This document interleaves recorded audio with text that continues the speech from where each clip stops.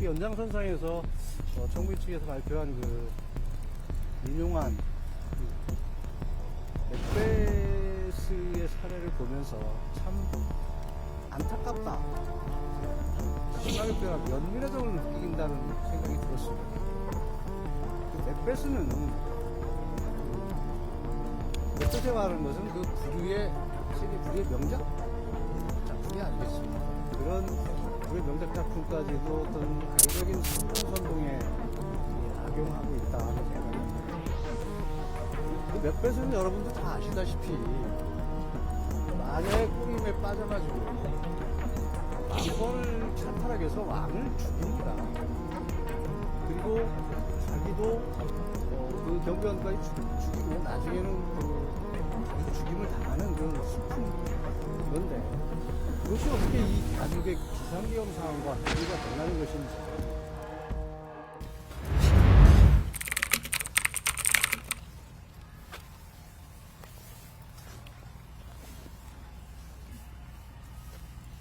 일단 오늘 신문 어떠셨는지부터 좀 총평부터.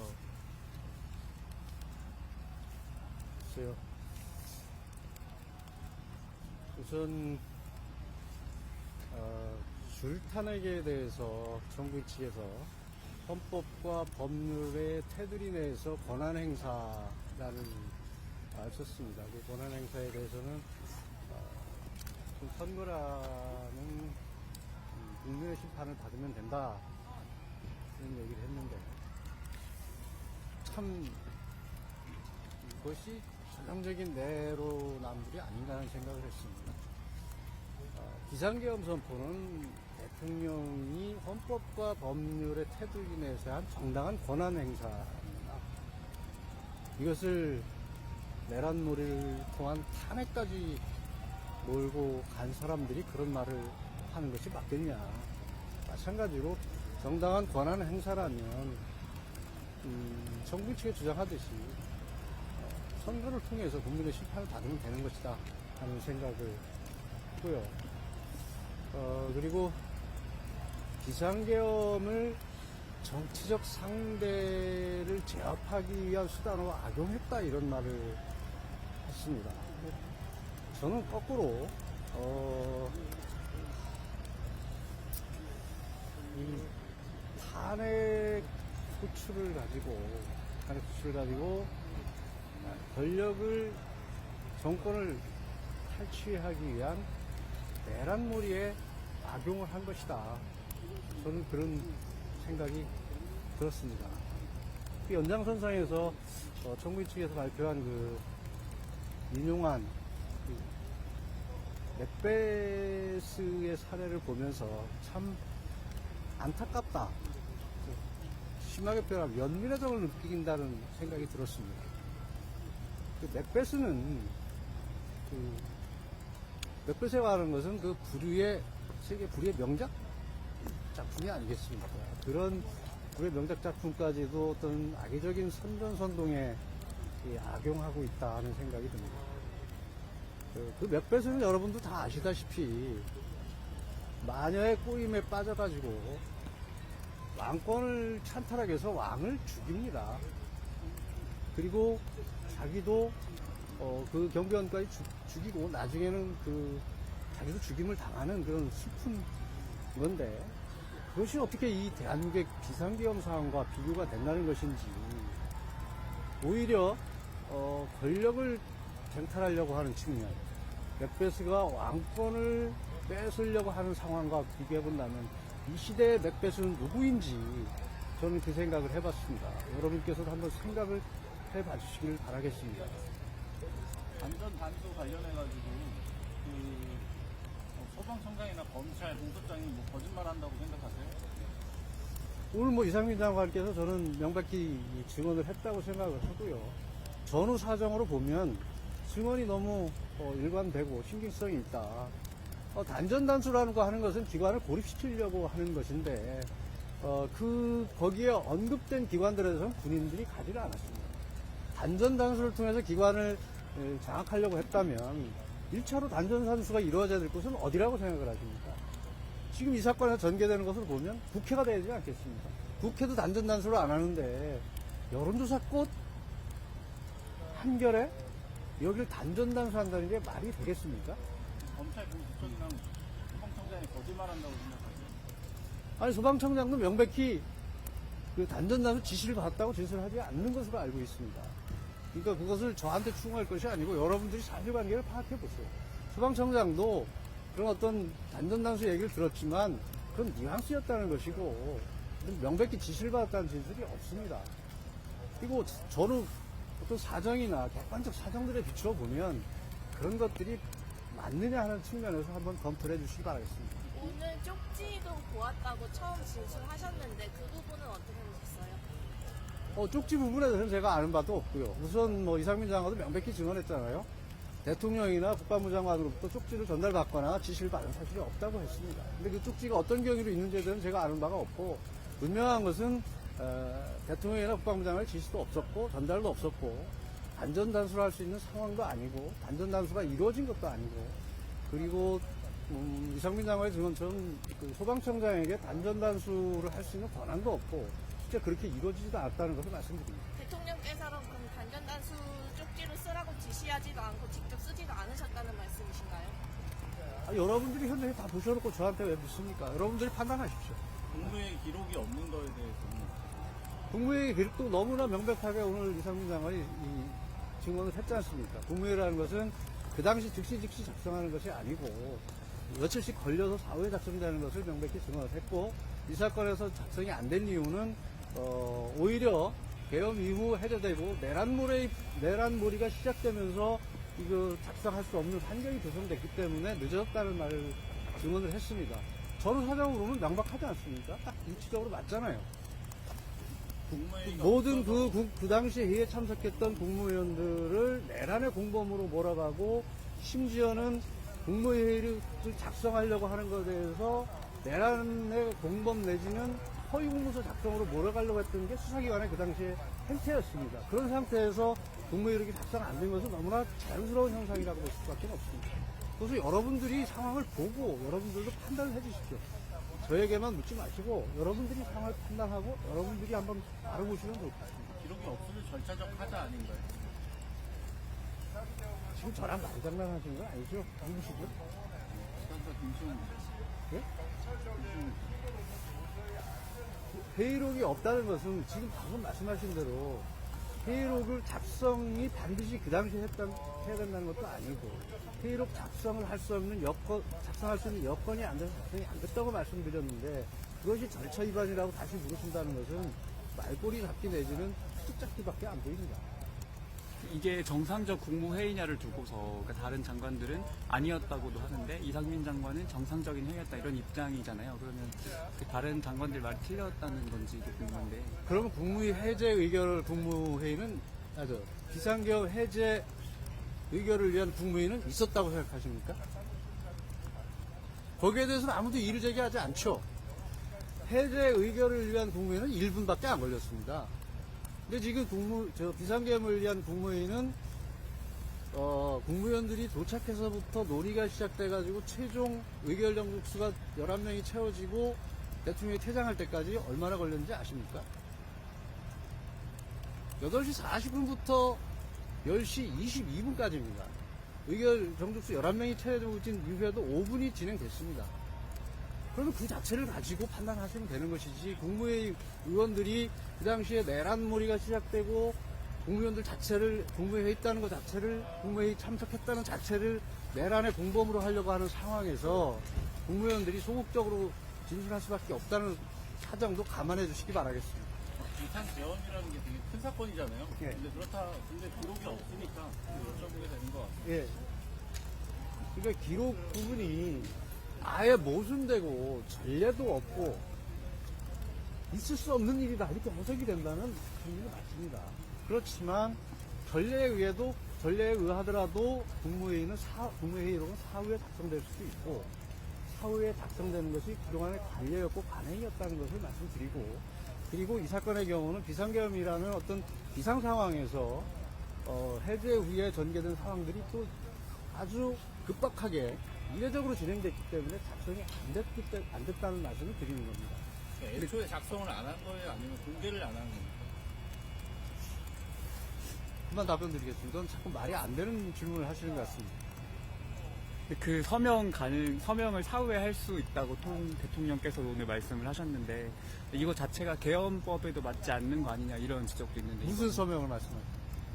국무회의 문서에 사후에 서명 국무회의 문서에는 국무회의록에 분명히 서명을 받지 않는다고 말씀을 하셨고요. 헌법상의 부서의 문제는 대통령의 행위에 관한 문서를 얘기하는 겁니다. 그것은 사후에도 결재가 되는 것이고 아까 이상민 장관도 분명히 증언을 했습니다. 전자결재를 통해서 서명하게 된다고. 그러니까 오늘의 지금 이 국무회의가 있었느냐, 부서가 있었느냐, 서명이 있었냐는 부분에 대해서 저는 아무런 의문이 없다, 의혹이 없다, 다 해소됐다 이렇게 생각을 합니다. 그 부정선거 관련해서는 이렇게 대법원에서 다 결론을 내린 건데 이제 청구인 쪽에서 말하는 거는 그러면은 국회도 대법원도 친구도 안 믿는 거냐 뭐 이런 식으로 발언을 했잖아요. 여기에 대해서는 좀 어떻게 보시는지. 참 안타깝습니다. 지금 대통령께서 부정선거 관련 부분에서 언급하신 내용들은 아까도 분명히 우리 피청구인 측 대리인이 설명했듯이 시스템 관리가 부실하다는 문제, 그리고 끊임없이 부정선거 의혹이 제기되고 있다는 문제, 이 문제에 대해서 이제는 완전히 해소를 해서 선거에 대한 신뢰를 확보해야 된다. 민주주의의 근간인 선거제도가 흔들려서는 안 된다. 그렇기 때문에 앞으로 이런 어떤 부정선거를 둘러싼 의혹들을 해소해야 된다는 차원에서 말씀을 하신 것이고, 그것이 또 오히려 국민 분열이나 국민 갈등, 어떤 내부적인 어떤 불신을 해소시키는 길이라고 생각했다는 말씀을 드리는 것이고요. 거기서 대법원 판결을 무시했느니 대법원 판결과 다른 견해를 얘기했다는 것이 아닙니다. 대법원 판결이 났음에도 불구하고 헌법재판소에 무슨 결정이 있음에도 불구하고 끊임없이 의혹이 제기되고 국민들 사이에 갈등이 조장되고 있습니다. 이것을 해소하자는 것입니다. 대통령으로서 국민 통합과 어떤 갈등을 해소하고 의혹을 해소하려고 하는 노력은 당연한 거라고 생각합니다. 그 증거 능력 인정. 대통령께서는 21대 선거가 문제라고 생각하시는 건 아니면 22대도 문제라고 아니, 그렇게 끊임없이 얘기하는데 자꾸 이렇게 질문을 복해해서 자꾸 하십니까? 문제가 있다는 것이 아니라 시스템을 점검했으니까 문제가 있다는 것이고, 부정선거에 대해서는 끊임없이 의혹이 제기되고 있으니 해소해야 된다고 말씀드리지 않습니다. 증거 능력 인정 관련해서 대통령께서 검찰총장 시절에는 재판은 신속해야 된다라고 하시면서 이제 신문조서 증거 능력 제한에 신중해야 된다 이렇게도 말씀하셨는데 지금 이게 바뀌신 건가요? 이런 입장이? 글쎄요, 제가 그 당시 어떤 배경에서 그런 말씀을 하셨는지 제가 잘 모르겠습니다만, 분명한 것은 증거법에 관한 것은 어떤 관련자들, 피의자나 피고인, 어떤 수사 대상자들의 인권을 보호하고 어떤 잘못된 진술이나 이런 것들로 인해서 진실이 왜곡되거나 하는 것을 막고 실체적 진실을 발견하기 위해서 오랜 역사를 거쳐서 형성된 원칙들입니다. 이것은 지켜져야 되는 것이고, 특히 점점 더 강화되고 있는 것이 세계 추세입니다. 문명국가에서는 당연히 증거법칙을 엄격히 적용하고 있습니다. 우리나라에서도 2017년 박근혜 전 대통령의 탄핵 사건 이후에 2020년도에 형사소송법이 개정되면서 검찰 작성의 피의자 신문조서마저도 피의자가 내용을 부인하면 증거를 쓰지 못한다는 쪽으로 방향이 좀 더욱 강화됐지 않습니까? 그런 측면을 고려해야 된다는 것을 분명히 말씀드리고 있습니다. 지연 전략이라는 얘기가 있는데 그건 아닌가요? 그렇게 보십니까? 지연 전략을 쓸 이유도 없고, 분명한 것은 헌법재판에 탄핵 심판의 당사자로서 문제가 있는 점은 분명히 지적을 하고 가야 되는 것이고, 그것이 헌법재판소의 결정이나 진행에 신뢰를 확보하는 것이고 공정성이 담보돼야만 국민들로부터 헌법재판소가 신뢰를 받을 수 있다는 것을 말씀드립니다. 지금 대통령께서 직무 정지돼 있지만 대통령이십니다. 대통령의 입장에서는 어떤 법과 원칙이 지켜지는 것을 원하시고 그렇게 가야 된다는 것을 일관되게 말씀하고 계시는 겁니다. 그럼 피청 측에서는 검찰 피신 조서를 증거로 제출하지 않으셨나요? 그게 무슨 말씀이시죠? 검찰 피신 조서가 문제라고 한다고 하시면은 피청 측에서는 그러면 증거로 제시하지 않으셨나요? 제가 아는 범위에서는 없습니다. 우선 그리고 그 증거조사 부분에 대해서 증거법칙이 완화도 문제지만 이 사건이 수사가 진행되면서 수사권 없는 수사기관들에 의해서 수사가 진행됐거나 여러 가지 불법 수사가 진행이 된 것으로 나타나고 있습니다. 이런 불법 수사로 인해서 취득한 증거들은 유급수 증거로서 증거 능력이 당연히 배제돼야 됩니다. 1차적으로 증거 능력도 배제돼야 되고 전문 증거에 대한 어떤 법칙도 엄격히 적용돼야 되는 것이 탄핵심판입니다. 아까 말씀드렸듯이 탄핵심판은 단심입니다. 그리고 그 결과가 일반 징계와 달리 파면뿐이 없습니다. 그리고 지금 진행되는 탄핵은 일반인에 대한 탄핵이 아닙니다. 대한민국 최고 행정수반이고 국가 원수인 대통령에 대한 탄핵입니다. 이것을 이렇게 완화된 그리고 형사소송에 관한 어떤 규정을 완화해서 적용할 그런 수준의 문제가 아닙니다. 한덕수 총리 직위 신청 같은 거 어떻게 생각하십니까? 그 부분에서는 안타깝게 생각하고요. 다시 재신청할 것인지를 돌아가서 검토하겠습니다. 오늘은 여기까지 하시고요. 그리고 아까 아무 일도 일어나지 않았다는 부분과 관련해서